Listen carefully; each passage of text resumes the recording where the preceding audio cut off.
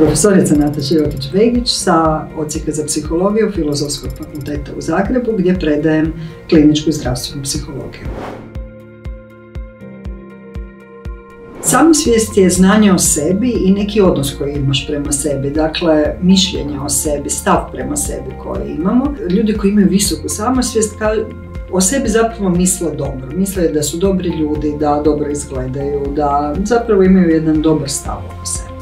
A samopouzdanje je sposobnost vlastitih kompetencija, to što ja sve mogu, a što je ono što ne mogu napraviti. Samosvijest i samopouzdanje nisu dvije iste stvari. Ljudi koji imaju visoku samosvijest, oni u pravilu imaju visoko samopouzdanje. Ali imate ljude koji imaju odlično samopouzdanje, recimo znaju da su izvrsne kuharice, ali zapravo imaju malu samosvijest, ali o sebi ne misle dobro. Treba razvijati samosvijest kod djece, naravno i kroz njihov razvoj će se razviti i samopouzdanje, ali samosvijest za to su zaista odgovorni roditelji, ali i vršnjaci, ali i ostali odrasli ljudi koji okružuju dijete.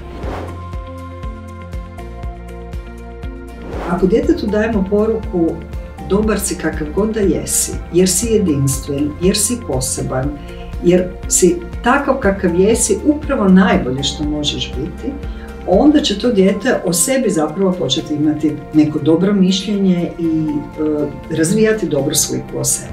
Ali ako djetetu kažemo nisi dobar radi toga jer nešto nisi dobro napravio, ili koliko si dobio u školi, dobio si 4 iz nekog testa, to šta je to s tobom, ti nisi dovoljno pametan, ili kako to izgledaš, ili ako stalno dajemo zapravo kritike djeci, onda djeca će krenuti o sebi razmišljati zapravo na nekakav loš način. Sve to zajedno dovodi do toga da će djeca, nažalost, i to zbilja mi vidimo, da sve više djece i mladih ljudi imaju teškoća koje upravo idu odatle, iz njihovog zapravo niskog samopoštovanja, niskog osjećaja oko toga koliko vrijede.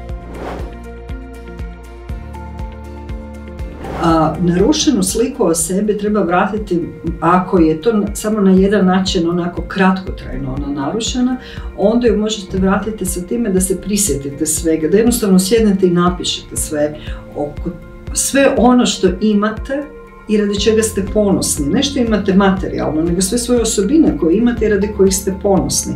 Jedna je jako zgodna vježba koja kaže napiši 5 osobina koje imaš, a drugi ljudi nemaju, a radi kojih ti možeš biti sretan.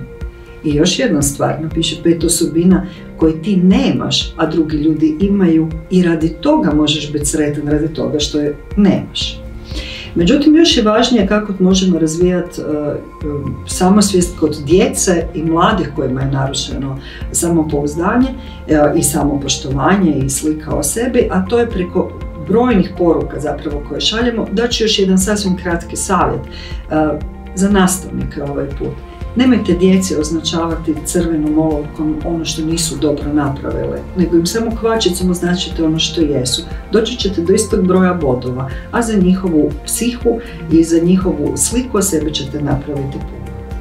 Međutim, ako vidite da su kod vašeg djeteta ili kod vas samih da je slika o sebi narušena, javite nam se u udrugu Kako si.